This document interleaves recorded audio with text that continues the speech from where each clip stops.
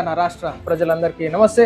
ప్రస్తుతం మనం ఉన్నటువంటి తెలంగాణ రాష్ట్ర మహిళా సెక్రటరీ పడమటి వెంకటరెడ్డి పవన్ రెడ్డి గారితో మనం ఉన్నాం. సో ఈనాడు ప్రస్తుత రాజకీయాలపైన ఎన్నో సంవత్సరాలుగా ఈనాడు మహిళలకి సపోర్ట్ఫుల్గా ఉంటూ ఈనాడు జరిగేటటువంటి ప్రతి కార్యక్రమానికి ఈనాడు నియోజకవర్గంలో కావచ్చు, ఈనాడు రాష్ట్రంలో కావచ్చు యాక్టివ్గా పార్టిసిపేట్ చేస్తూ ఎన్నో కార్యక్రమాల్లో భాగస్వామ్యం, మహిళలకు చైతన్యవంతం చేస్తూ ఈనాడు అన్ని విధాలుగా సపోర్ట్ చేస్తూ ముందుకెళ్తా ఉన్నారు.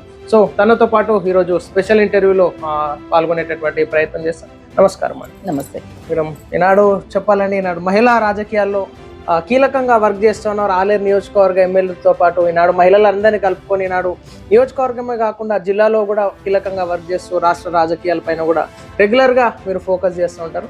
ఎట్లా ఉందండి రాజకీయ వ్యవహారాలు కానీ ఈనాడు మహిళలకు ఏ విధంగా సపోర్ట్ చేస్తారు? బాగుంది. గతంతో చూసినట్టయితే, గత 10 ఏళ్ల నుంచి చూసినట్టయితే, ఇప్పుడు మన ప్రజాప్రభుత్వం వచ్చిన తర్వాత మహిళలకు పెద్దపీట వేసి మహిళల ఆర్థికంగా బలోపేతం చేయడానికే మన ప్రభుత్వం ప్రయత్నం చేస్తుంది. దాంట్లో మేము గవర్నమెంట్ ఏ స్కీమ్స్ తీసుకొస్తుంది అదంతా కూడా గ్రామాల లెవెల్లో మహిళలకి తెలియజేసే ప్రయత్నంలోనే మేము పనిచేస్తున్నాం. ముఖ్యంగా ఈ రాజకీయాల్లోకి రావాలని చెప్పేసి ఇన్స్పిరేషన్ ఎవరండి? సో ఓన్గా మీరేనా లేకపోతే ఎట్లా రావడం జరిగింది అసలు? బేసిక్గా ఫ్యామిలీ రాజకీయం. ఓకే. కాంగ్రెస్ పార్టీ ఫ్యామిలీ, అటు మా ఫాదర్ సైడ్ చూసిన కాంగ్రెసే. ఇటు నా మ్యారేజ్ అయిన తర్వాత అత్తగారింట్లో కూడా మామయ్య గారి నుంచి మొదలు పెట్టుకుంటే మా వారు సర్పంచ్ నా పెళ్లి కట్టే ముందే. కానీ నేను బయటకు తిరిగి పొలిటికల్గా చేయాలని ఇప్పుడు అనుకోలేదు. మదర్ డేర్లో నేను ఒక society chairman, Mariyala village Kamadhenu society నాది. అయితే 10 ఏళ్ల నుంచి, అంటే 2010 నుంచి నేను పాల్గొస్తున్న దాంట్లో 11-12 నుంచి నేను చైర్మన్. ఓకే. అప్పటి నుంచి చూసినట్టయితే ఎప్పుడు ప్రతి సంవత్సరం 3 డైరెక్టర్లు ఖాళీ అవుతాయి. ఆ 3 డైరెక్టర్లకి వాళ్ళు లెటర్ పంపిస్తారు, ఎలక్షన్ కోడ్ పెడతారు, తీరా ఎలక్షన్ రోజు చూస్తే యునానిమస్ అయిపోయినాయి అంటారు. అసలు ఏం జరుగుతుంది ఇందులో? రైతులకు ఒక గుర్తింపు లేదు, ఓ చైర్మన్కి ఐడెంటిఫికేషన్ లేదు, జనరల్ బాడీకి పోవాలి రావాలి అంతే, కానీ ఎలక్షన్ ఎందుకు అవ్వట్లేదు అన్న ఉద్దేశంతో నేను 14లో అడిగితే నెక్స్ట్ ఇయర్ మహిళా ఉంటుంది అప్పుడు ట్రై చేయొచ్చు అన్నట్టుగా అన్నారు. సరే ఇంకా వాళ్ళని కాదని ఎందుకు వేయడం అన్నట్టు ఊరుకొని 15లో వేశాను నేను నామినేషన్, మహిళా జనరల్ కోటాలని. సో ప్రశ్నించడంతో స్టార్ట్ అయింది అనమాట. ప్రశ్నించడంతో స్టార్ట్ అయింది. వేసిన తర్వాత కూడా నన్ను అసలు ఆమెవరు వేయడానికి అన్నట్టుగా మాట్లాడారు. నేను మదర్ డైరీ ఓటర్ని, మదర్ డైరీలో పాలు పోస్తున్నాం, నాకు సొసైటీ ఉంది, నాకు ఓటు హక్కు ఉంది కాబట్టి నేను మదర్ డైరీలో డైరెక్ట్గా పోటీ చేసే అర్హత నాకు ఉంది. నా ఆమెవరు అని క్వశ్చన్ చేసే రైట్స్ అప్పుడున్న ప్రభుత్వ వాళ్ళు ఇన్వాల్వ్మెంటే ఉంటుంది అనుకోండి, అప్పుడైనా ఇప్పుడైనా. వాళ్ళు క్వశ్చన్ చేయడం వల్ల నేను కొంచెం ఛాలెంజ్ తీసుకొని నామినేషన్ వేసి విత్డ్రా చేసుకోకపోవడం, వాళ్ళు అన్ని రకాల ప్రయత్నాలు చేశారు.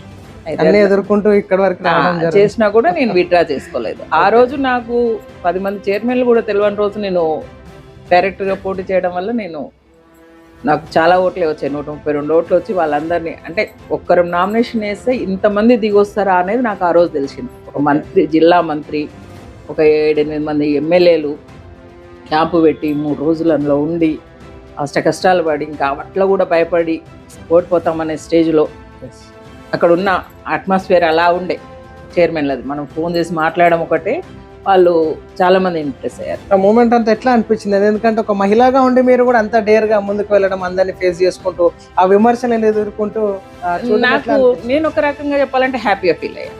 నా వల్ల నేను నామినేషన్ వేసి విత్డ్రా చేసుకోకపోవడము, వీళ్ళందరిని ఎదిరించడం వల్ల 450 మంది పైన చిలుకున్నారు ఆ రోజు చైర్మన్. వాళ్ళందరినీ ఒక దగ్గర చేర్చి వాళ్ళకు 3 రోజులు రాజమర్యాదలు చేసి క్యాంపు పెట్టి లాస్ట్కు ఒక 10,000 ఇచ్చి లడ్డు ఇచ్చి ప్రమాణం చేయించుకొని వాళ్ళని బతిమలాడి ఓటు వేయించుకున్నారు. అప్పుడు నేను హ్యాపీగా ఫీల్ అయ్యా. నేను ఒక్కదాన్ని నిలబడడం వల్ల ఇంతమందిని గుర్తించి ఇంతమందికి 10,000 ఇవ్వగలిగారు, లేకపోతే యునానిమస్ చేసుకుంటున్నారు కదా. అట్లా నాకు రైతులకు సపోర్ట్ చేయాలి, నేను ఒక రైతుగా అందులో ఏం కష్టాలు ఉన్నాయో తెలుసు కాబట్టి పాడి రైతులకు ఏదో ఒకటి చేయాలనే తపంతో నేను స్టార్ట్ చేసిన. 17 దాకా అట్లాగే పోరాటం చేసినాం. 17లో మదర్ డైరీకి ₹4 ఇన్సెంటివ్ ఇవ్వట్లేదు గవర్నమెంట్, జే డైరీకి ఇస్తున్నారు, మదర్ డైరీకి ఇవ్వట్లేదు. సో రైతుల కష్టానికి మీరు మరలా అదే పోరాటంలో అదే కంటిన్యూ చేసాం. మదర్ డైరీని ఎప్పుడు ఇంకా 15 లో స్టార్ట్ అయిందంటే ఈ రోజు వరకు కూడా నేను మదర్ డైరీని ఇష్టపెట్టలేదు. రైతుల పక్షాన రైతుల పక్షాన పోరాడడానికి కొట్లాడము, ధర్నాలు చేయడము, రోడ్ ఎక్కడము, ఏదో ఒక రకంగా సపోర్ట్ చేసుకుంటూనే వచ్చాం. ఆగస్టులో పెద్ద ఎత్తున ధర్నా చేశాం కలెక్టరేట్ లో, 17 ఆగస్టులో. దాన్ని చూసి కేసీఆర్ గారు పిలిచి 4 రూపాయల ఇన్సెంటివ్తో పాటు సబ్సిడీ బర్రెలు ఆవులు ఇస్తామన్నారు. వాళ్ళు మళ్ళీ అన్నమాట నిలబెట్టుకోకపోతే మళ్ళీ ప్రెస్ మీట్లు పెట్టడం, ధర్నాలు చేయడం, ఇలాంటివి చాలా చేసుకుంటూ వచ్చినాం. చేసి సక్సెస్ అయింది అందులో కొంతవరకు. కొంత ఇంకా కూడా పెండింగే ఉండే, వాళ్ళ ప్రభుత్వం దిగిపోయింది, ఇక అది అట్లా పెండింగ్ నడుస్తూ ఉండే. ఇప్పుడు mother dairy Kamadhenu society chairman నుంచి ఈనాడు ప్రస్తుతం మిమ్మల్ని గమనించే కాంగ్రెస్ పార్టీ కూడా గుర్తించి మహిళా సెక్రటరీ, తెలంగాణ రాష్ట్ర మహిళా సెక్రటరీగా చేస్తారని. సో ఆ బాధ్యతలు, కర్తవ్యాలు ఎట్లా ఉన్నాయండి, ఎట్లా నిర్వర్తిస్తున్నారు ఆ బాధ్యతలను? నేను రైతులకు చేస్తున్న సేవలు చూసి మా వెంకటరెడ్డి అన్న ఎంపీ అయినా కనుక తను కలిసినప్పుడు మహిళా కాంగ్రెస్లో స్టేట్ బాడీలో తీసుకో పోస్ట్ అంటే సరేలే అన్న చెప్పారు కదా అనేసి తీసుకున్నాను. మహిళా కాంగ్రెస్ సెక్రటరీగా 2020 నుంచి ఇప్పటి వరకు కంటిన్యూ చేస్తున్నాను. నాకు ఒక రకంగా చెప్పాలంటే హ్యాపీగా ఉంది.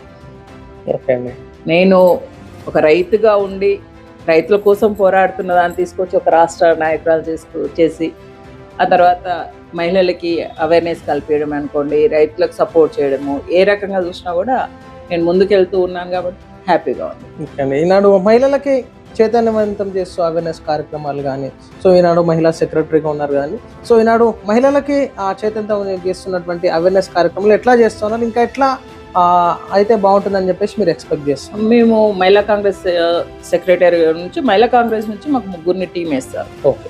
General secretary, vice president, secretary. ఆ 3 కలిసి 3 జిల్లాలకు ఇన్ఛార్జీలుగా వెళ్ళడం జరుగుతుంది. ఆ 3 జిల్లాలలో మహిళా కాంగ్రెస్ ఎంతవరకు బలోపేతమైంది, మన ప్రభుత్వం తీసుకొస్తున్నటువంటి స్కీమ్స్ మహిళల దగ్గరికి ఎలా చేరుస్తున్నారు అనే విషయాల్ని అక్కడ చర్చించడానికే మేము వెళ్తాం. అక్కడ రిపోర్ట్ తీసుకురావడానికి ఆ జిల్లా రిపోర్ట్స్ తీసుకొచ్చి మేము నేషనల్ అధ్యక్షురాలకి, స్టేట్ అధ్యక్షురాలకి ఇవ్వడం జరుగుతుంది. అక్కడ పోయినప్పుడు కూడా మేము మహిళలకు మన ప్రభుత్వం కానీ మన గవర్నమెంట్లో ఉన్న వాళ్ళ దగ్గర ఉన్న సాధక బాధకాలు తెచ్చి ఇక్కడ చెప్పడము, ఇక్కడ నుంచి వస్తున్న బెనిఫిట్స్ మహిళలకు అందరికీ తెలియవు కాబట్టి అన్ని వాళ్ళకి అందించే ప్రయత్నంలోనే ఉన్నాము. ఓకే అండి. గత ప్రభుత్వంతో పోల్చుకుంటే ఇప్పుడు కాంగ్రెస్ ప్రభుత్వంలో ఈనాడు మహిళా సెక్రటరీగా గతంలో ఎట్లా ఏ విధమైనటువంటి నిర్లక్ష్యం జరిగింది, సో దాన్ని ఎట్లా పాయింట్అవుట్ చేస్తూ ఈనాడు మహిళలకు మీరు సపోర్ట్ చేస్తున్నారు రాష్ట్రం? గత ప్రభుత్వము తీసుకున్నట్టయితే మహిళా సంఘాలకు రుణాలే అనుకోండి, వడ్డీ లేని రుణాలకు ప్రభుత్వం ప్రవేశపెట్టింది, SHGs. ఆ రోజులో పావులా వడ్డీ ఇచ్చారు, ఒక స్టేజ్లో రుణాలు మాఫీ చేశారు, వడ్డీ మాఫీ చేశారు. కానీ గత 10 ఏళ్ళు కేసీఆర్ పాలన చూసుకున్నట్టయితే వాళ్ళందరినీ పక్కకు పెట్టేసి వడ్డీకి వడ్డీ వసూలు చేసిన రోజులు చూసాము. కానీ మళ్ళీ అదే మన కాంగ్రెస్ ప్రభుత్వము ప్రజాపాలన వచ్చిన తర్వాత మహిళా సంఘాలకు 10 లక్షలు వడ్డీ లేని రుణాలు ఇవ్వడము, పావుల వడ్డీ, లేదంటే ఇందిరా క్యాంటీన్లు ఇవ్వడము, మహిళా కోసము ప్రతిదీ మహిళా సంఘాలకు పెట్రోల్ పంపులే అనుకోండి, బస్సులే అనుకోండి, ఐకేపీ సెంటర్లు అనుకోండి, ఏ రకంగా చూసినా మహిళలను ఆర్థికంగా బలోపేతం చేయాలనే ఒక ముఖ్య లక్ష్యంతో రేవంత్ అన్న ముందుకు సాగుతున్నాడు. అవన్నీ మేము మా తరపు నుంచి మహిళలకు చేరవేస్తున్నాం. ఇక్కడ మీరు ఈ పని చేసుకుంటే మీకు లాభాలు వస్తాయి, మీరు ఆర్థికంగా బలోపేతం అవుతారు కాబట్టి ముందుకు రండి అనే ఉద్దేశంతో వాళ్ళందరినీ మేము మోటివేట్ చేస్తున్నాం. ఈనాడు మహిళలకి 33% రిజర్వేషన్లో భాగంగా ఇప్పటికీ ఈనాడు కాంగ్రెస్ పార్టీలోనే యువ రాజకీయాలు తేవడానికి, చదువుకున్నటువంటి వాళ్ళని ఈనాడు రాజకీయాల్లోకి రావడానికి, అదేవిధంగా మహిళలకు కూడా చైతన్యపరుస్తూ 33% రిజర్వేషన్ ఏదైతే ఉందో, సో దాన్ని మీరు ఎట్లా చూస్తున్నారు, ఇంకా మహిళలకు ఎట్లా ఉంటే బాగుంటుందని చెప్పేసి మీరు ఎక్స్పెక్ట్ చేస్తున్నారు, ఎట్లా ఉన్నాయండి? ఇప్పుడు మేము గతంలో చూసుకున్నట్టయితే మనము మన రాజీవ్ గాంధీ గారు ఉన్నప్పుడే లోకల్ బాడీస్లో 50% రిజర్వేషన్ తీసుకురావడం జరిగింది. మనం ఏ ఊర్లో చూసినా ఎక్కడ చూసినా లోకల్ బాడీలో 50% మహిళలు ఉంటున్నారు. కానీ ఇంకా మహిళలు ముందుకు రావాలి, చట్టసభలలో కూడా 33% రిజర్వేషన్ కావాలి అని కొట్లాడారు. గత 23లోనే అది బిల్ పాస్ అయింది. కానీ దాన్ని నానబెట్టుకుంటూ బీజేపీ ప్రభుత్వం ఇప్పుడు మళ్ళీ ఏదో చేస్తాము అనేసి ప్రలోభాలు చెప్తున్నారు. దాన్ని మేము వ్యతిరేకిస్తూ మహిళా కాంగ్రెస్ నుంచి కూడా మేము చాలా చేస్తున్నాం ప్రోగ్రామ్స్, పోస్ట్ కార్డులు పంపిస్తున్నాము, మిస్డ్ కాల్ ప్రోగ్రామ్ పెట్టుకున్నాము. మహిళా కాంగ్రెస్ నుంచి మాకు 33% రిజర్వేషన్ కల్పించాలి, చట్టసభలలో మహిళల్ని ఉత్తేజం చేయాలి. రాజకీయంగా ఎక్కడ చూసినా విలేజ్లలో వచ్చింది, కానీ చట్టసభలలో పోయేసరికి మంత్రులు కానీ ఎక్కడ చూసినా కూడా వాళ్ళకి తగిన ప్రాధాన్యత ఇవ్వట్లేరు. అవన్నీ కల్పించాలి. ఈ రోజులో 51% ఉన్న మహిళలు ఓటర్ల లిస్టులో జనాభా ప్రకారం చూస్తే 51% ఉన్నాం దేశంలో. మరి 51% ఉన్న మహిళల్ని పక్కకు పెట్టేసి రాజకీయాల్లో జెంట్సే ముందుకు వస్తున్నారు కాబట్టి మహిళలకి మాకు 33%తో పాటు ఇంకా 50 చేయాలనే కొట్లాడుతున్నాము. ఈసారి 33% చేసిన చట్టసభలలో అందరికీ అవకాశాలు వస్తాయి. కష్టపడ్డ వాళ్ళకి, యువత ముందుకు వస్తే చదువుకున్న వాళ్ళు. గతంలో చూసినట్టయితే ఎమ్మెల్యేకు చదువు అర్హత ఏం పెట్టలేదు. ఇప్పుడు చదువుకున్న వాళ్ళని ముందుకు తీసుకొచ్చి సీనియర్స్ యువతకు సలహా సూచనలు ఇచ్చుకుంటూ రాష్ట్రాన్ని ఏ రకంగా ముందుకు తీసుకెళ్ళాలి, ప్రజలకి ఏ అవసరాలు ఉన్నాయి, ఏం చేస్తే మన రాష్ట్రం బాగుపడుతుంది అనే సలహాలు ఇచ్చుకుంటూ యువతను ముందు తీసుకెళ్తే బాగుంటుంది. ఓకే అండి, ఇప్పుడు మీరు సంవత్సరాలుగా రాజకీయాలను చూసుకుంటూ వస్తున్నారు. సో మీ యొక్క హస్బెండ్ వెంకటరెడ్డి గారు కావచ్చు, సో తను యాజ్ ఎ పొలిటీషియన్గా ఉంటూ మీరు ప్రత్యక్షంగా పరోక్షంగా ఈనాడు రైతులకి అన్ని కార్యక్రమాలు చేస్తూ పదవిలో ఉన్నా లేకపోయినా చేసుకుంటూ వస్తున్నారు కదండి. ఎట్లా అనిపిస్తుంది? ఎందుకంటే సాధారణ గృహిణులు ఇప్పుడు ఇళ్లలో ఉంటారు. సో మీరు పొలిటీషియన్గా మిమ్మల్ని స్వాగతించడం సార్ గారు ఎట్లా చూస్తుంటారండి? అంటే బేసిక్గా నేను ఎప్పుడు గృహిణిగా లేను. ఫస్ట్ మ్యారేజ్ అయినాక పిల్లలు చిన్నప్పుడు ఏదో ఒక చిన్న పనులు చేసుకుంటూ, ఆ తర్వాత 2003 నుంచి నేను అగ్రికల్చర్ చేశాను. ఇప్పటికి 23 సంవత్సరాల నుంచి వ్యవసాయం చేస్తూనే ఉన్నా. ఒక డైరీ ఫామ్ ఉంది, లోకల్ పర్సన్. నేను రకరకాలు చేస్తూ ఉంటాను వ్యవసాయంలో కూడా. గతంలో నేషనల్ అవార్డ్స్ కూడా వచ్చినాయి. మీ ద్వారా మహిళలకు ఏం మెసేజ్ ఇవ్వాలనుకుంటున్నారు? మహిళలు కష్టపడితే వాళ్ళు అనుకుంటే సాధించలేనిది ఏమీ లేదు. కాకపోతే వాళ్ళ బ్యాక్గ్రౌండ్ ఫ్యామిలీ సపోర్ట్ చేయాలి. నాకు హస్బెండ్, పిల్లలు, ఎంతమంది చూసినట్టయితే అమ్మ నాన్న కానీ అత్తమ్మ కానీ అందరూ సపోర్ట్ చేసేవారు. అట్లా ఫ్యామిలీ సపోర్ట్ చేసినప్పుడు మహిళలో ప్రతి ఒక్కరిలో ఏదో ఒక టాలెంట్ ఉంటుంది. ఇది చేయలేరు అనేది ఏమీ లేదు. వాళ్ళ టాలెంట్ను గుర్తించి బయటకు తీసుకొచ్చినట్టయితే వాళ్ళు సాధించగలుగుతారు. ఏ పని చేసినా ఏదైనా సాధిస్తారు. మహిళ అనుకుంటే సాధించలేదు ఏం లేదు. పట్టుదలతో చేస్తారు. వాళ్ళు మధ్యలో వదిలిపెట్టారు, దాన్ని సాధించేదాకా కష్టపడతారు. ముఖ్యంగా మీరు చాలా ఫేస్ చేసినటువంటి ఒక క్లిష్టమైనటువంటి సిచ్యువేషన్స్ ఎట్లా ఉంటాయండి రాజకీయాలు? ఎందుకంటే వద్దు ఈ రాజకీయాలు అనుకునేటటువంటి సిచ్యువేషన్స్ కూడా వస్తే దాంట్లోంచి బయటపడాలనేటటువంటి ధైర్యాన్ని మనం మెచ్చుకోవాలి. సో అలాంటి సిచ్యువేషన్స్ మీకు ఎలా ఫేస్? నాకు మదర్ డైరీలో ఫేస్ అయింది. ఓకే, నేను డైరెక్టర్గా పోటీ చేసినప్పుడు వాళ్ళు ఎక్కడి నుంచో మినిస్టర్ల నుంచి ఫోన్లు చేయించడము, ప్రెజర్ పెట్టడం, డబ్బులు ఇస్తామనడము, రకరకాలుగా వాళ్ళ ప్రయత్నాలు వాళ్ళు చేశారు. 25 లక్షలు ఇస్తామని కూడా మమ్మల్ని ప్రలోభాలు పెట్టారు. కానీ నేను ఎక్కడ కూడా దేనికి బెండ్ అవ్వకుండా నేను పోటీలనే ఉంటాను. నేను ఓడిపోయినా సరే ప్రభుత్వం వాళ్ళు ఉన్నారు కాబట్టి మనం గెలవనియరు అనేది తెలిసినా కూడా నేను పోటీలనే ఉంటాను. నా వల్ల రైతులకు ఉపయోగం జరుగుతుంది. మనం పోటీ చేయడం వల్ల వాళ్ళని పిలిచి గౌరవిస్తున్నారు, ప్లస్ డబ్బులు వస్తున్నాయి. తర్వాత నేను ప్రభుత్వానికి వ్యతిరేకంగా కొట్లాడి వాళ్ళకి రావాల్సిన 4 రూపాయలు ఇన్సెంటివ్ ఇప్పగలిగినాము. ఇంకా ఎంపీ కాగానే నేను ఎప్పుడు పోయినా ఇంకా నేను ఒక 4 రూపాయల గురించి అడిగేదాన్ని. వాళ్ళు కేసీఆర్ పెండింగ్ పెట్టిన 4 రూపాయలు ఇన్సెంటివ్ అన్న మాకు 4 రూపాయలు ఇప్పేయండి అని అడిగేది. నేను ఎప్పుడు పోయినా అదే అడుగుతుంటే ఇంకా అడిగేవాడు, నువ్వు వేరే ఏం అడగవా, రైతుల గురించి అడుగుతావా, నాకేమొద్దన్నా అది ఇస్తే చాలు అనేసి. ఇట్లా ఒకరోజు ఫైనాన్స్ సెక్రటరీ దగ్గర తీసుకెళ్ళి 1 సంవత్సరం ఇన్సెంటివ్ ఇప్పించాడు. నేను ఆ రోజు చాలా హ్యాపీగా ఫీల్ అయ్యాను. అంటే నేను ఒక్కదాన్ని కష్టపడి తిరగడం వల్ల వేల కుటుంబాలు ఉంటారు బెనిఫిట్, మిగతా వాళ్ళకి ఇవ్వలేదు. వాస్తవానికి ఎంకన్నా తీసుకెళ్ళి మాట్లాడినప్పుడు ఫైనాన్స్ సెక్రటరీ కూడా నా జిల్లా, నా మదర్ డైరీ వరకే ఇవ్వండి, నేను వేరే డైరీల గురించి నాకు సంబంధం లేదు అని ఓన్లీ మదర్ డైరీకి ఇచ్చారు ఆ రోజుల్లో. అంటే ఉమ్మడి నల్గొండ జిల్లాలో ఉన్న పాడి రైతులందరికీ ఎంతో కొంత ఇండైరెక్ట్గా లాభం పొందారు ఆ కుటుంబాలు అనేసి నేను చాలా హ్యాపీగా ఫీల్ అవుతాను. అప్పుడైనా ఇప్పుడైనా అది మెమరబుల్. ఈనాడు మహిళా సంఘాలకి గతంలో చాలా ఇబ్బందికరంగా లోన్స్ ఇవ్వడం కానీ, సో మీ అధికంలో మిత్తులు మరలా తీసుకోవడం కానీ అట్లా ఉంటుంది. సో ఇప్పుడు మిత్తి లేని వడ్డీ లేని రుణాలు రాష్ట్ర ప్రభుత్వం ఇస్తూ ఉంది కానీ, సో యాజ్ ఏ మీరు స్టేట్ సెక్రటరీగా ఉన్నారు. సో ఇప్పుడు మహిళల స్పందన ఎట్లా ఉండాలి? దానిపైన సెల్ఫ్ డెవలప్మెంట్ కార్యక్రమాలు ఎట్లా జరుగుతూ ఉన్నాయి? మహిళా సంఘాల నుంచి చూసినట్టయితే మహిళలు ఊరూరా చాలా హ్యాపీగా ఉన్నారు. ఎందుకంటే వారికి వడ్డీ లేని రుణాలు 10 లక్షల వరకు ఇచ్చారు. గతంలో 30,000, 50,000, ₹1,00,000 లోపే ఉండేది. డివైడ్ చేసుకోవాలంటే తక్కువ అమౌంట్ వచ్చేది. ఇప్పుడు 10 మంది సంఘంలో ఉంటే 10 లక్షలు ఇస్తే ₹1,00,000 వస్తుంది.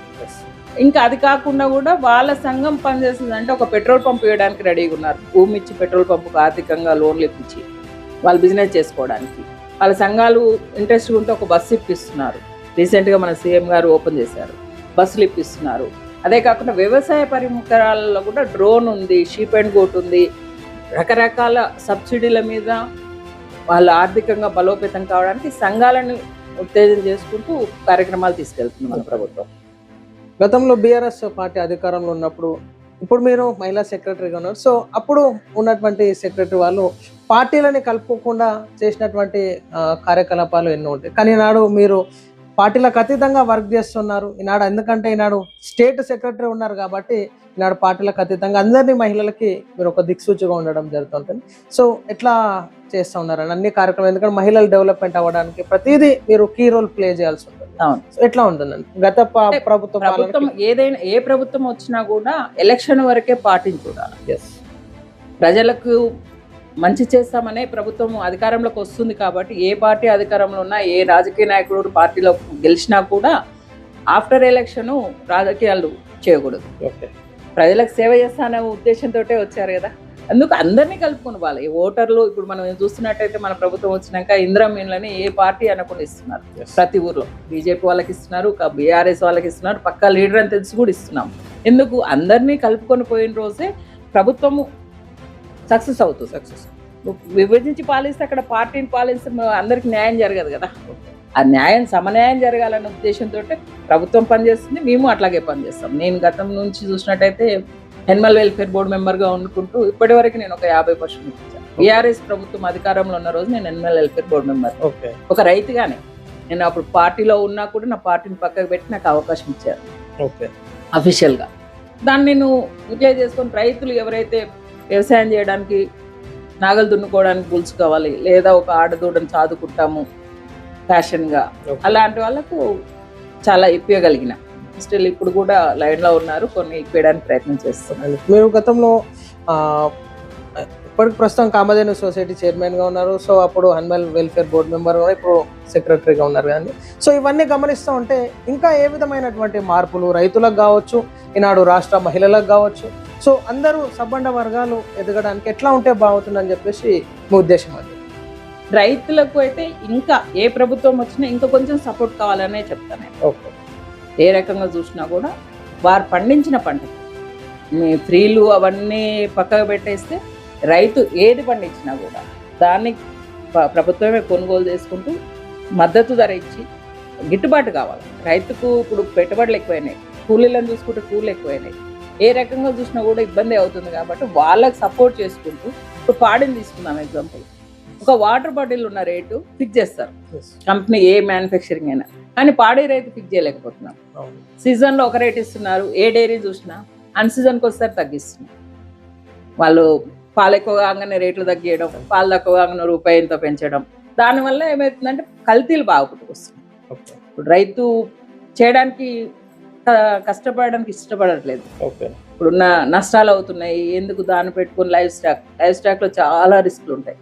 ఒక ఆవును జాదాలంటే మన ఇంట్లో చంటి పిల్లని చూసుకున్నట్టుగానే ఉండాలి.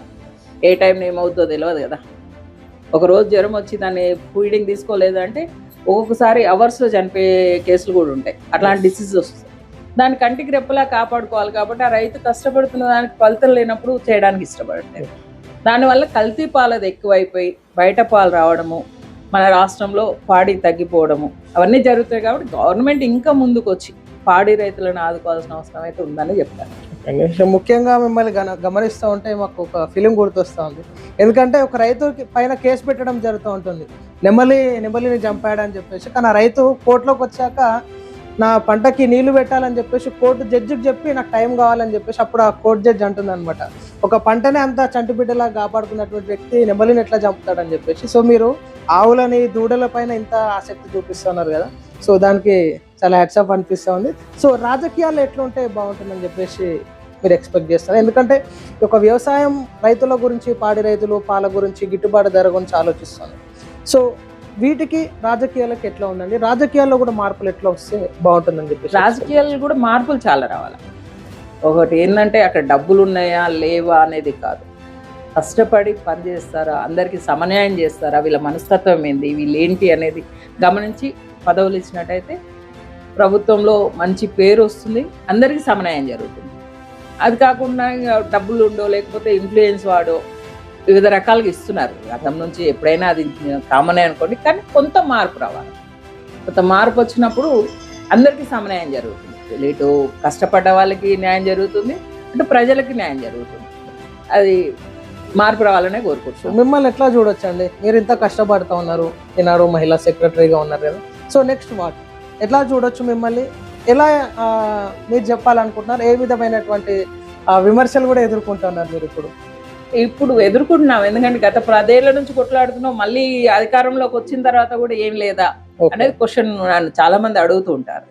కానీ ఇస్తారు, టైం వచ్చినప్పుడు ఇస్తామని మాట ఇచ్చారు. నామినేటెడ్ పోస్ట్ ఇస్తారనే వెయిట్ చేయడం, ఇచ్చినా ఇవ్వకపోయినా పార్టీకి కట్టుబడి నేను ఏదైతే రైతులకు న్యాయం కావాలని కొట్లాడుతున్నామో, రీసెంట్గా మదర్ డైరీలో సమస్యలు చాలా వచ్చినాయి వాళ్ళు చేసిన 10 ఏళ్ళ నిర్వాహకానికి.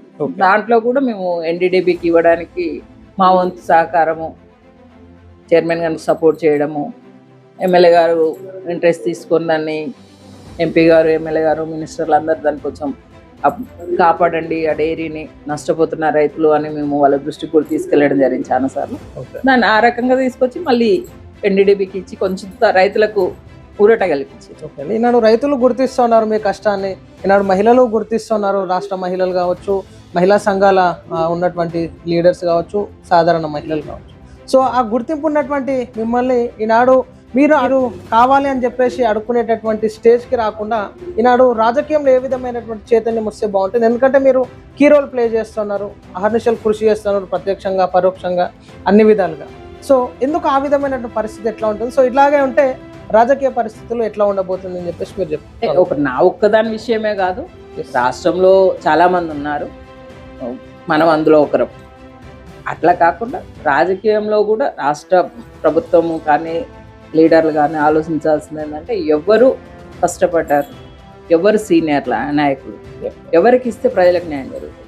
ఫస్ట్ వాళ్ళకి ఇచ్చే పదవి కూడా ఏదో ఇచ్చి మమ అనిపించడం కాకుండా వాళ్ళకి ఇస్తే ఆ పదవికి న్యాయం ఎలా చేస్తారు అనేది ఆలోచించిస్తే ఇంకా సక్సెస్ఫుల్గా ఉంటుంది ప్రభుత్వం అనేది నా అభిప్రాయం. ఓకే, ఈనాడు మీరు కాంగ్రెస్ లీడర్గా ఉన్నారు, చాలా మందికి ఒక ఐకానిక్గా కూడా ఉంటారు. ఎందుకంటే సాధారణ గృహిణులతో పోల్చుకుంటే మీరు వాళ్ళకు ఒక మంచి గుర్తింపుగా ఉంటారు. సో మీలాగా కష్టపడేటటువంటి వాళ్ళకి ఈనాడు కాంగ్రెస్ పార్టీ నాయకులకు కానీ మీ ద్వారా మెసేజ్, ఎందుకంటే దాచుకునేది it is not good. So మీ ద్వారా ఏం మెసేజ్ ఇవ్వాలంటే, చాలా మంది కార్యకర్తలు కూడా కష్టపడి ఇళ్లలో కుటుంబ జీవితం గడపాలంటే చాలా ఇబ్బందికరమైనటువంటి పరిస్థితులు, జెండాలు మోసి జైలు కొట్టి నాయకులను ఎమ్మెల్యేలను చేస్తారు, మంచి మంచి పొజిషన్లలో పెడతారు. కానీ వాళ్ళ ఇంటి స్టేజ్కి వచ్చేసరికి చాలా ఇబ్బందులు ఉంటాయి, ఫీజులు కట్టలేక పిల్లలకి. సో వాట్ మెసేజ్ మీరు ఇవ్వాలనుకుంటున్నారండి? ఇప్పుడు నాయకులు గుర్తించినప్పుడే ప్రజలు కానీ నాయకులు కానీ ఫర్దర్ ఏ రాజకీయమైనా కూడా నాయకుడు కార్యకర్తను గుర్తించాలి, కార్యకర్త కష్టాన్ని గుర్తించాలి, వాళ్ళకి ఏ ఇబ్బందులు ఉన్నాయి, మనం ఏం చేయగలుగుతాము, మనం ఒకరం లీడర్లు అయిపోయినాము అనేసి ఊరుకోకుండా వాళ్ళ కార్యకర్తలకు ఉన్న కష్టాలని సుఖాలని గుర్తించి వాళ్ళకి తగు సహాయ సహకారాలు, ఫైనాన్షియల్ కానీ, వాళ్ళ స్కూల్లో పిల్లలకి ఎడ్యుకేషన్ కానివ్వండి, వాళ్ళకి ఇంట్లో సమస్యలు కానివ్వండి, అవన్నీ ఆదుకొని ప్రజల్ని ముందుకు తీసుకెళ్తే ఏ ప్రభుత్వానికైనా ఏ పార్టీకైనా అసలు మన తిరుగు ఉండదు. ఓకే, కాబట్టి ప్రతి ఒక్కరు కూడా దాన్ని దృష్టిలో పెట్టుకొని ముందుకు పోతే బాగుంటుందని నా అభిప్రాయం. ఇప్పుడు చూస్తున్నట్టయితే ఎప్పుడైనా ఉంటుందేమో పార్టీలు మారడం అనేది, అలాంటి వాళ్ళకే పెద్దపీట ఇస్తుంది అనేది ఒక ఇది నడుస్తుంది. ఎందుకంటే అట్లా ఎందుకంటే డబ్బుతో కూడుకున్నటువంటి రాజకీయాలు ఇప్పుడు కాదు కదా, మంచి లీడర్ ఎట్లా గుర్తింపు పొందుతుంది? డబ్బు లేనటువంటి వాళ్ళ పరిస్థితి ఏంటి? దీన్ని చూస్తున్నట్టయితే ఇప్పుడు కాదు, ఎన్నో ఏళ్ల నుంచి జరుగుతుంది. అది ఎమ్మెల్యేలే అధికారం రావట్లేదు, పార్టీ గెలవలేదు అనగానే ఎమ్మటే పార్టీలు మారుతున్నారు. ఏ రాష్ట్రం చూసినా, ఏ దేశంలో చూసినా పార్టీలు ఎమ్మటే జంప్ అవడం అనేది, అది ఆ సిస్టమ్ లేకుండా ఏ పార్టీలో గెలిస్తే ఆ పార్టీలోనే ఉండి ఎవరు అధికారంలోకి వచ్చినా అది గెలుపు అనేది ప్రజలు ఇచ్చిన తీర్పు. దాన్ని గౌరవించి అదే పార్టీకి పనిచేసినట్టయితే వాళ్ళకు ఒక గౌరవం ఉంటుంది, రాజకీయ ప్రజలకు కూడా ఒక ధైర్యం ఉంటుంది. వీళ్ళ సెల్ఫ్ కోసము పార్టీలు మారడము లేకపోతే ప్రజల్ని మోసం చేసినట్టే అవుతుంది అనేది నా అభిప్రాయం. కాబట్టి అవన్నీ లేకుండా పైనుంచే ఆర్డర్ వస్తే బాగుంటుంది అనేది నా అభిప్రాయం. ఓకే అండి, ఇప్పుడు మీరు గ్రామ రాజకీయాలు చూస్తున్నారు, మండల రాజకీయాలు, నియోజకవర్గ రాజకీయాలు, జిల్లా, ఇప్పుడు స్టేట్లో ఉన్నారు. సో నెక్స్ట్ మేము ఎట్లా చూడొచ్చు వెంకటరెడ్డి, పవన్ రెడ్డి గారిని మేము ఎట్లా చూడొచ్చు? మీరు ఏమనుకుంటున్నారు? నేను- ఏ విధంగా వెళ్ళాలనుకుంటారు మీరు ఇంకా? నేను పొలిటీషియన్ కన్నా ఎక్కువ హ్యాపీగా రైతుగానే ఉంటాను. ఓకే. వాస్తవం చెప్పాలంటే నాకున్న ఆ బాండింగ్ అగ్రికల్చర్ డైరీ మీద ఉన్న బాండింగ్ అలాంటిది. ఓకే. నేను ఇంత రాజకీయాల్లో తిరిగినా ఎక్కడ ఏ పని నుండి ఏ మీటింగ్కి వెళ్ళినా కూడా నాకు ఇంపార్టెంట్ వర్క్ ఉంది అంటే ఫామ్కే ఇంపార్టెన్స్ ఇస్తాను. ఓకే. ఇక్కడ ఇచ్చుకుంటూనే దానికి న్యాయం చేస్తాను. ఏదన్నా సమస్య ఉంది అంటే ఈ మీటింగ్ అయిపోయిన తర్వాత ఫామ్ ఖచ్చితంగా వెళ్తాను. నేను ఎంత కష్టమైనా ఏ రాత్రి అయినా కూడా నాకు అది ఇంపార్టెంట్. నా హ్యాపీనెస్ అనేది నాకు అక్కడే స్టార్ట్ అయింది. నేను రాజకీయం రావడానికి కూడా నా వ్యవసాయమే కారణం. కాబట్టి నేను రెండింటిని సమపాలంగానే చూస్తాను. ముందుకు ఏది వచ్చిన అవకాశాన్ని న్యాయం చేయడానికే ప్రయత్నం అంటే చేస్తాను. ఖచ్చితంగా మీ ప్లేస్ మాత్రం రాజకీయాల్లో మాత్రం అవసరం ఉంటుంది ఖచ్చితంగా. సో ఆ ప్లేస్ని మీరు ఇంకా నాకు ఇది ఇస్తే నేను చేయగలుగుతాను అని చెప్పేసి మేము క్వశ్చన్ చేస్తాం. సో మీరు ఏ విధంగా సేవ చేస్తే బాగుంటుంది, సో మీకు ఏ ప్లేస్ కావాలని చెప్పేసి మీరు ఎక్స్పెక్ట్ చేస్తున్నారు? నేను రాజకీయంగా కూడా నన్ను ఏ పోస్ట్ అని అడిగినా కూడా నాకు రైతులకు రిలేటెడ్ పోస్ట్ అడిగా. నేను మదర్ డైరీ కానీ ఎన్డీడీపీ మన ఆల్డా కానీ ఓకే. డిఎల్డిఏ కానీ అలాంటి పోస్టులే నేను అడగడం జరిగింది. మినిస్టర్ కానీ ఎమ్మెల్యే గారు కానీ నాకు రైతుల రిలేటెడ్. నాకు వేరే పోస్ట్ ఇచ్చిన నేను హ్యాపీగా పని చేయలేను. నేను రైతుల కోసం కొట్లాడుతున్నా, వాళ్ళకి సమాన న్యాయం జరగాలనే కొట్లాడుతున్నా. కాబట్టి అక్కడున్న సమస్యల్ని కొంత అవగాహన ఉంది కాబట్టి రైతుల గురించి అక్కడ ఏం సమస్యలు ఉన్నాయి, మనం ఏం చేయగలుగుతాం అనేది కొంత అవగాహన ఉంది. ప్లస్ రైతులను పట్టించుకునే వాళ్ళు కావాలి కదా. ఒక రైతుగా నేను ముందుకు వచ్చాను, రైతుగానే ఎదిగా. నాకు ఆ సమస్యలు తెలుసు కాబట్టి నేను రైతుకి సపోర్ట్ చేయాలి, రైతుని ఆదుకోవాలన్న ఉద్దేశంతో నాకు ఆ రిలేటెడ్ పోస్టే అడుగుతాను. ఆ రిలేటెడ్ పోస్టే నేను న్యాయం చేయగలుగుతాను. ఏది ఇచ్చినా చేస్తా, కానీ దీంట్లో ఉన్న సాటిస్ఫాక్షన్ వేరే పోస్ట్లో ఉండదు. అది ఒకవేళ దాంట్లో మీకు తగిన న్యాయం చేయకపోతే పరిణామాలు ఎట్లా ఉండబోతున్నాయి?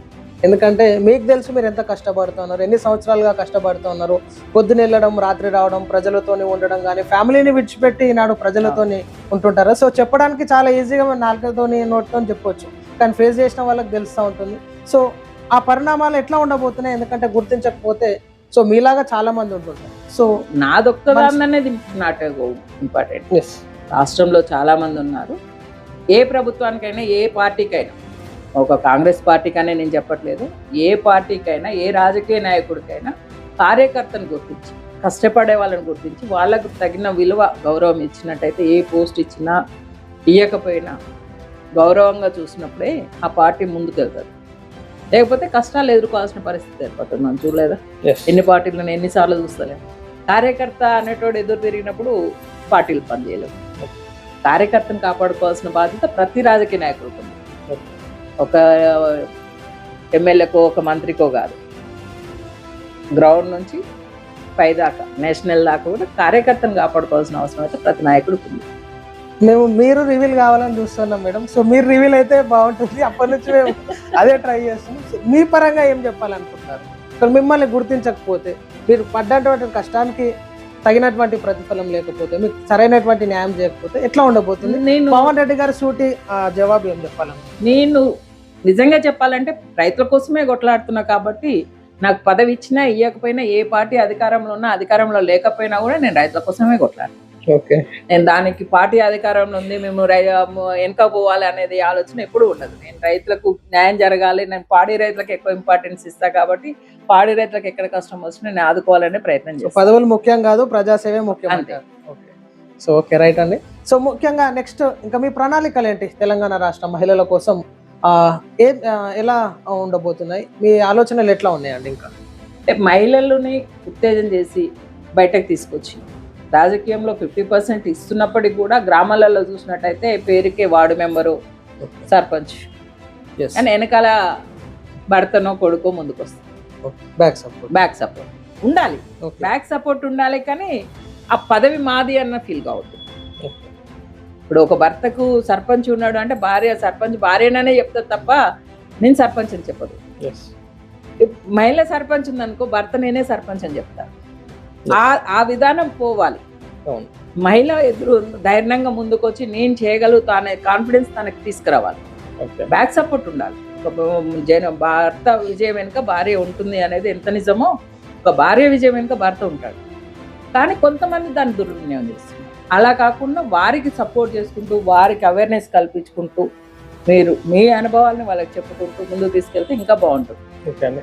ఇప్పుడు రాష్ట్ర ప్రభుత్వం ప్రవేశపెట్టినటువంటి మహిళలకి సంక్షేమ పథకాలు ఈనాడు ఐకేపీ సెంటర్స్ కావచ్చు, బస్ ఫెసిలిటీస్ కావచ్చు, పెట్రోల్ పంప్స్ కావచ్చు, ఈనాడు మహిళా సంఘాల ద్వారా సెల్ఫ్ డెవలప్మెంట్ కావచ్చు. సో ఈ విధంగా చేస్తూ ఉంది. సో ఇంకా ఏ విధంగా ఉంటే బాగుంటుంది, సో మహిళలు మిస్యూజ్ చేయకుండా ఉంటే కూడా ఎట్లా బాగుంటుందని చెప్పేసి మీరు ఎక్స్పెక్ట్ చేస్తారు? ఎందుకంటే కొంతమంది మహిళా సంఘాలతో వచ్చే డబ్బులను అప్పులు కట్టుకోవడానికో, భర్తలు చేసిన తప్పులకి మహిళలు లోన్స్ తెచ్చుకోవడం మళ్ళీ కట్టలేక, సో ఈ విధంగా కూడా జరుగుతూ ఉంటాయి. సో ఏ విధంగా చేస్తే బాగుంటుంది, సో ఉన్నటువంటి సంక్షేమ పథకాలు ఇంకా ఏమొస్తే బాగుంటుంది, ఉన్నటువంటి వాటిని ఎట్లా మిస్యూజ్ చేయదు?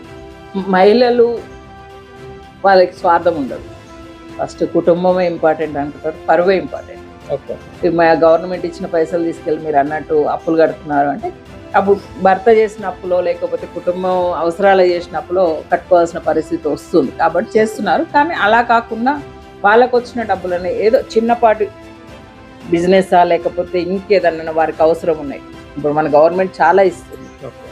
ఈరోజు చూసినాక మహిళా ఆర్థికంగా బలోపేతం కావాలని ఇందిరా క్యాంటీన్స్ అని పెట్టారు. మహిళా సంఘాలకే బస్సులు ఇస్తున్నారు, పెట్రోల్ పంపులు ఇస్తున్నారు, ఐకేపీ సెంటర్లు ఇస్తున్నారు. రకరకాల వాటి మీద సబ్సిడీ ఉంది. కొంత బ్యాంక్ లోన్ కూడా గవర్నమెంట్ ఇప్పిస్తుంది. మనం స్వయంగా పోతే ఇవ్వని లోన్స్ కూడా గవర్నమెంట్ ఇప్పిస్తుంది. కాబట్టి దాన్ని ఉపయోగించుకొని ఆర్థికంగా బలోపేతం చేయడానికి ప్రతి ఒక్కరు కూడా కృషి చేయాలి. వాళ్ళు లోన్ తీసుకున్నాము, మేము కరెక్ట్గా కట్టలేదు, ఆ సంఘంలో 10 మంది ఉంటే ఒక్కరు కట్టకపోయినా కూడా సంఘం నష్టపోతుంది. ఆ నష్టపోకుండా అందరూ బాధ్యతాయుతంగా, సరే అందరికీ ఉంటాయా, టైంకి వస్తాయా రావా అంటే సమకూర్చుకోవాలి. మనం ఒక బాధ్యతగా లోన్ తీసుకున్నప్పుడు మన మీద 10 మంది ఆధారపడ్డారు కాబట్టి ప్రతి ఒక్క మహిళ కూడా దాన్ని కరెక్ట్గా కట్టి సంఘాన్ని ముందుకు తీసుకెళ్తే బాగుంటుంది. ఇలాంటి పథకాలు ఇంకా ఎన్నో పొందొచ్చు. గవర్నమెంట్ కూడా ఇంకా సపోర్ట్ చేయడానికి ముందుకు వస్తుంది. మహిళలు ఇలాంటి యాక్టివ్గా చేసినప్పుడు ఏ గవర్నమెంట్ అయినా ముందుకు రావాలని నేను కోరుకుంటున్నాను. చెప్పండి, మహిళా సెక్రటరీగా మీ రాష్ట్ర గ్రామ మహిళలకు కావచ్చు, ఎందుకంటే గ్రామం తరఫున మొదటగా మీ ప్రస్థానం అక్కడ నుంచే స్టార్ట్ అయింది, మరి అలా బొమ్మల రామారం మండల్ నుంచి. సో మండల్ ఆలేరు నియోజకవర్గంలో ఆ మండల్ ఉంది కాబట్టి, సో తెలంగాణ రాష్ట్రంలో ఆ నియోజకవర్గం ఉంది కాబట్టి, సో అందరు మహిళలకు అందరికీ ఏం మెసేజ్ ఇవ్వాలనుకుంటారండి మీరు? మహిళా సోదరులందరికీ కూడా నేను ఒకటే రిక్వెస్ట్ చేస్తున్నాను. మనకి ఇప్పుడు ఇస్తున్నటువంటి 50% రిజర్వేషన్ గ్రామాల్లో కానివ్వండి, రాబోయే రోజుల్లో చట్టసభల్లో 33% రిజర్వేషన్ కోసం కొట్లాడడం జరుగుతుంది. అది వస్తుంది. దాంట్లో తగు విధంగా మనము పనిచేసి న్యాయం చేసి మనకి ఇస్తున్నటువంటి ప్రభుత్వము సబ్సిడీలు కానివ్వండి, మనకి ఇస్తున్న పథకాలు కానివ్వండి, వడ్డీ లేని రుణాలను కానివ్వండి, దాన్ని సద్వినియోగం చేసుకుంటూ మనం ఆర్థికంగా బలోపేతం కావాలే తప్ప దాన్ని దుర్వినియోగం చేయొద్దని నేను రిక్వెస్ట్ చేస్తున్నాను. ఓకే అండి, ముఖ్యంగా ఆలేరు నియోజకవర్గ ఎమ్మెల్యే బీర్లైలే గారు, సో మీ బొమ్మల రామారం మండలంలో కీలకంగా వర్క్ చేస్తూ ఉంటారు. సో నియోజకవర్గంలో ఉన్నటువంటి అన్ని మండలాల్లో కూడా వర్క్ చేస్తూ ఉంటారు. ఎట్లా ఉందండి బీర్లైలే గారి గురించి మీరు ఏం చెప్పాలనుకుంటున్నారు? గతంతో చూసినట్టయితే ఎల్లన్న గారి పాలన బాగుంది. ఓకే, మేము గత 10 ఏళ్ల నుంచి చూసిన సునీతమ్మ మీద ఎల్లన్న ఎప్పుడు చూసినా ప్రజలతోటే ఉండడము, ప్రజలకు కావాల్సినవి ఇచ్చుకుంటూ ఒక రకంగా రైతులను ఆదుకుంటూ చెరువులు నింపడము, నీళ్లు ఇప్పుడు వర్షాలు లేనప్పుడు చెరువులలో నీళ్ళు ఉంటే బోర్లో గ్రౌండ్ వాటర్ ఉండి పంటలు పండుతుంది. ఎండాకాలంలో చెరువులు లాస్ట్ స్టేజ్లో ఎండిపోయే టైంలో కూడా చెరువులు నింపడం జరుగుతుంది. ప్రతి ఊర్లో ఇందిరా మిల్లు ఇవ్వడం కానివ్వండి, ఇందిరా మిల్లు గృహప్రవేశానికి వారికి బట్టలు పెట్టడము, యాటని ఇవ్వడము, ఆర్థికంగా లేని వారికి ఇంకా సాయం చేసుకుంటూ ఆర్థిక సాయం అలాంటివి చేసుకుంటూ ప్రజలతోటే ఉంటున్నాడు కాబట్టి చాలా బాగుంది. ఆయన ప్రభుత్వంలో ప్రస్తుతానికి ఆలేరు కాన్స్టిట్యున్సీలో హ్యాపీగా ఉన్నారని అంటానండి. ఈ ప్రభుత్వం ప్రవేశపెట్టిన సంక్షేమ పథకాలు ఇందిరా మిల్లులు, రైతు రుణమాఫీ, CM relief fund, LOC, Shaadi Mubarak, అదేవిధంగా రైతు బీమా కావచ్చు, అన్ఎక్స్పెక్టెడ్గా చనిపోతే సో అదేవిధంగా చూసుకోవచ్చు, సన్న బియ్యం కావచ్చు, 200 యూనిట్ల ఫ్రీ కరెంటు, ఈనాడు మహిళలకి ఫ్రీ బస్ జర్నీ కార్యక్రమం ఎట్లా ఉన్నాయండి? వీటిపైన మీ అభిప్రాయం ఏంటి? అంటే ఇందిరా ఇల్లు కట్టుకోవాలని ఆశపడి కూడా కట్టుకోలేని వాళ్ళందరూ ఈరోజు ఇల్లు కట్టుకోవడం జరుగుతుంది. ఒక స్లాబ్ ఇంట్లో హ్యాపీగా ఉన్నారు. కరెంటు చూసుకున్నట్టయితే కరెంటు బిల్లు ఎండాకాలం వస్తే 1000 రూపాయలు కట్టాలి. ఏ నెల చూసినా 200, 300 కంపల్సరీ కట్టాల్సిందే. 200 యూనిట్ అంటే ఆ 200, 300 వాళ్ళకి సొంత ఖర్చులకు ఉపయోగపడుతుంది లేని వారికి. సన్న బియ్యం, దొడ్డు బియ్యం ఇస్తే అమ్ముకున్నారు. ఇప్పుడు సన్న బియ్యం ప్రతి ఇంట్లో తింటున్నారు. వారికి భోజనంకి ఇబ్బంది లేకుండా ఉంది. ఈ కరెంటు బిల్లు పైసలు ఏవైతున్నాయో కూరగాయలు కొనుక్కొచ్చుకొని భోజనాలు చేసుకోవచ్చు. పిల్లలకి మంచి ఆహారం పెట్టుకునే స్తోమత వచ్చింది. ఇప్పుడు కరెంటు బిల్లు తక్కువ ఉంటుంది. తర్వాత రేషన్ కార్డు ఇచ్చారు. గత 18 ఏళ్ళ నుంచి చూస్తే ఒక రేషన్ కార్డు కూడా రాలేదు, ఓ పెళ్ళైన భార్య పేరు ఎక్కలేదు, పిల్లల పేరు ఎక్కలేదు. అలాంటి వారందరికీ ఇప్పుడు రేషన్ కార్డులు ఇచ్చారు మన ప్రభుత్వం వచ్చిన తర్వాత. వాళ్ళకు ఒక రేషన్ కార్డు రేషన్ బియ్యానికే కాకుండా వారికి భద్రతా కార్డు కమ్మి ఎక్కడికి వెళ్ళినా ఒక యాక్సిడెంట్ అయినా మనకు ఆరోగ్యశ్రీ కార్డు 5 లక్షల నుంచి 10 లక్షలు 10 లక్షలు చేశారు. ఆ రేషన్ కార్డు ఉంటేనే కదా మనకి ఆరోగ్యశ్రీ వచ్చేది. ఆ రేషన్ కార్డు రావడము, ఇప్పుడు ఒక చిన్న యాక్సిడెంట్ అయిందో లేకపోతే ఒక రోగం వచ్చిందో గవర్నమెంట్ హాస్పిటల్ పెద్ద పెద్ద చాలా బాగా చేశారు. చూసినట్టయితే ఎయిమ్స్ ఉంది బీబీనగర్లో. అలాంటి పెద్ద కార్పొరేట్ లెవెల్ హాస్పిటల్స్ తీసుకొచ్చి 10 లక్షల వరకు మనం ఆరోగ్యశ్రీ ఇస్తున్నాం. ఇవన్నీ రేషన్ కార్డుకే ముడిపడి ఉంది. ఒక ఫీజు రియంబర్స్మెంట్ అనుకోండి, పిల్లలకి హయ్యర్ ఎడ్యుకేషన్ పోతే ప్రతిది కూడా రేషన్ కార్డుకే ఉంది. కాబట్టి ప్రతి మండల్లో ఒక నిరంతర చర్య కింద ప్రతిరోజు ఇస్తున్నారు రేషన్ కార్డు, ఎవరు అప్లై చేస్తే వాళ్ళకి. అలాంటివి మంచి కార్యక్రమాలు తీసుకెళ్తున్నారు ప్రజలకు. కాబట్టి ప్రజలు చాలా హ్యాపీగా ఉన్నారు, సంతోషంగా గడుపుతున్నారు వాళ్ళ ఫ్యామిలీని. ఓకే అండి, మీరు ముఖ్యమంత్రి రేవంత్ రెడ్డి గారికి ఏం చెప్పాలనుకుంటున్నారని? ఎందుకంటే మహిళలకి ఈనాడు ఆర్థికంగా సహాయం చేయడానికి ఎన్నో విధాలుగా వాళ్ళని డెవలప్మెంట్ చేస్తూ ఈనాడు పురుషులతో పాటు మహిళలను కూడా సమానంగా చూడాలని చెప్పేసి రాహుల్ గాంధీ గారి నిర్ణయం మేరకు రాష్ట్ర ప్రభుత్వంలో ముఖ్యమంత్రి రేవంత్ రెడ్డి గారు కూడా అన్నిట్లో ప్రోత్సహిస్తూ ముందుకు తీసుకెళ్తున్నారు. So what is your good message for CM Revanth Reddy? CM Revanth Reddy అన్న గారికి నా తరపున, రాష్ట్ర మహిళల తరపున ప్రత్యేక కృతజ్ఞతలు తెలియజేసుకుంటున్నాను. ఎందుకంటే మహిళలని బలోపేతం చేయాలని నా సోదరులు సోదరీమణులు అని సంభాషించుకుంటూ ఎక్కడ చూసినా మహిళలనే దగ్గర తీస్తారు.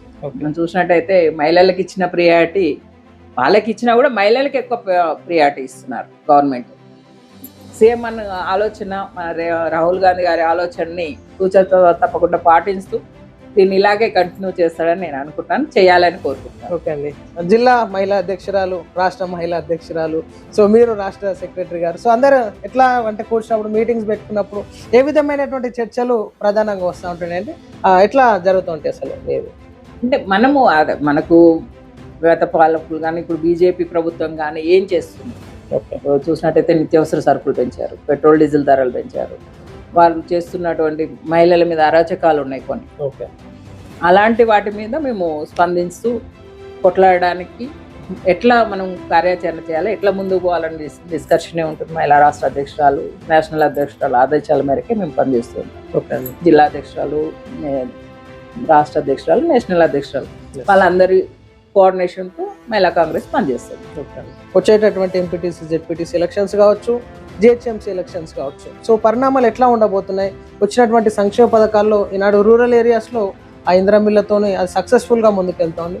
సో జిహెచ్ఎంసీ ఎలక్షన్స్లో ఎట్లా ఉండబోతున్న పరిణామాలు ప్రజలు గుర్తుంచుకునేటటువంటి అవకాశం ఉంటుందంటారు? సన్న బియ్యం కావచ్చు, ఈనాడు గృహజ్యోతి కావచ్చు, మహిళలు ఈనాడు బస్ పాస్కి 1500 2000 పెడతా ఉంటాయి. ఈనాడు సిటీలలో ప్రతి ఒక్కరికి అది చాలా బెనిఫిట్ అవుతుంది.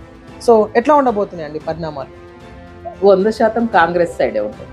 ఎందుకు అంటే గతంతో చూసినట్టయితే ఇప్పుడు హ్యాపీగా ఉన్నారు. ఒక ఇంద్రమిల్లే కాదు, ప్రతి ఊర్లో ఏది చూసినా కూడా సన్న బియ్యము, రేషన్ కార్డు, కరెంటు బిల్లు ఒక్కటి కాదు కదా, రోడ్లు కూడా లేకుండా గతంలో కొన్ని ఊర్లలో. ప్రతి ఒక్కటి, స్కూల్స్, ముఖ్యంగా మనకు కావాల్సింది ఏంది, పేదవారికి విద్య సరిగ్గా ఉండాలి, డబ్బులు కట్టుకున్నాం. మొన్న రీసెంట్గా ఓపెన్ చేసిన ప్రైవేటు స్కూళ్ళ కన్నా గొప్పగా హాస్టల్స్తో మన స్కూల్స్ నడుస్తున్నాయి. అలాంటి స్కూల్స్కి మంచి భోజనము, టిఫిన్తో సహా పెడుతున్నారు గవర్నమెంట్ స్కూల్లో, ఇప్పుడు మన విలేజ్లలో కూడా. అలాంటి అన్ని మంచి కార్యక్రమాలు తీసుకెళ్తుంది కాబట్టి ప్రజలందరూ చూస్తున్నారు. మళ్ళీ మన ప్రభుత్వానికి, మన పార్టీకే పట్టం కడతారు. ఓకే, సో అండి ముఖ్యంగా ఈనాడు తెలంగాణ రాజకీయాల గురించి మనం మాట్లాడడం జరిగింది, సో రైతుల గురించి మాట్లాడడం జరిగింది, ఈనాడు రాజకీయ విషయాల గురించి మాట్లాడడం జరిగింది. సో యాజ్ ఏ మహిళగా మీరు ఉన్నారండి, ప్రతి ఇళ్లలో ఎంతో కష్టపడుతూ ఉంటారు. ఈనాడు అంటే వెల్ సెటిల్ వాళ్ళకైతే పర్లేదు, కానీ ఈనాడు ఆర్థిక స్తోమత బాగలేక, వాళ్ళు పిల్లలను చదివించుకోలేక, ఈనాడు ఏదైనా ప్రధానంగా ఏమైనా ట్రీట్మెంట్స్ చేయించుకోవాలంటే గవర్నమెంట్ హాస్పిటల్స్ పైన డిపెండ్ అవ్వాల్సి వస్తుంది. సో ఈనాడు అలాంటి వాళ్ళ గురించి, మధ్యతరగతి వాళ్ళ గురించి, ఆ చదువు వ్యవస్థ పైన కావచ్చు, ఈనాడు విద్యా వ్యవస్థ పైన, ఈనాడు ట్రీట్మెంట్స్ హాస్పిటల్స్ పైన ఎట్లా ఉంటే బాగుంటుందని చెప్పేసి మీ ఉద్దేశం? ఇప్పటికీ చాలా మార్పు వచ్చింది. మనం గతంతో పోల్చుకున్నట్టయితే స్కూల్స్ మూతబడ్డాయి. కేసీఆర్ ప్రభుత్వం వచ్చినాక ఊర్లలో స్కూల్స్ మూతబడి ప్రైవేట్ స్కూల్స్ ఓపెన్ అయినాయి. కానీ మళ్ళీ మన ప్రభుత్వం వచ్చి 2.5 సంవత్సరాలలోనే ఊర్లలో స్కూల్స్లో పిల్లల స్ట్రెంత్ పెరుగుతుంది.